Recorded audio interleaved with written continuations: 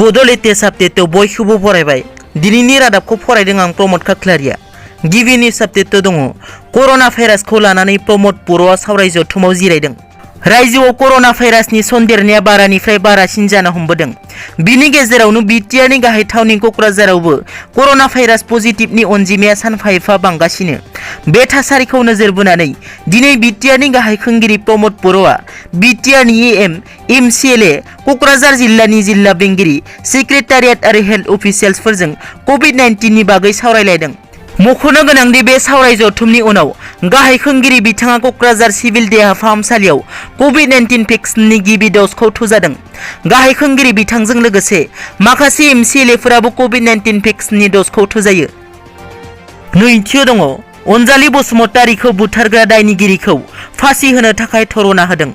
थांनाय 9 एप्रिल खालार खालि उदालगुरिनि अनजालि बसुमतारीखौ दरंआव लांनानै जिनाहारि खालामनानै खास्रि बिस्रि जिउ फोजोबनानै जुखाम आबाद थिलियाव गारनानै दोननाय दायनिगिरिफोरखौ फासि होनो दिनै उदालगुरि जिल्लानि बिष्णुराभा फिल्डआव धरना लानाय जादों। बे धरनायाव उदालगुरि दुलाराय बर' फरायसा आफाद आरो आइजो अनसाय आफादआ बाहागो लायो। लोगोसे बे हाबाफारियाव बाहागो लाना 70 नं मासबाद समस्ति इउपिपिएलनि बिजाथि रतेन्द्र दैमारी बिथाङा अनजालि बसुमतारीनि केसखौ दरंनिफ्राय उदालगुरि जिल्लायाव लाबोनो खावलायदों। थामथियाव दङ एडिजिपि एलआर बिष्णया हरखाबै क'क्राझार सानजा बियाबनि इभिएम लाखिनाय स्ट्रं रुमाव दावबायफैदों। आसाम बिधानसभा बिसायख'थिनि भट साननाय साना गेजेराव 12 सानल'सै।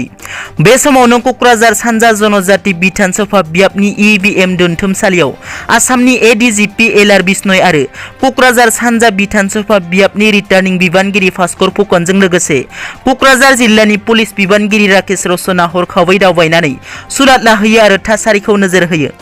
इभिएम लाखिनाय स्ट्रं रुमाव नायगिदिंफैनाय समाव एडिजिपि एलआर बिष्णया बुङो दि आयेन आब्रुथिखौ नोजोर होनानै गासैखौबो गोख्रों फहर होगासिनो दं होननानै।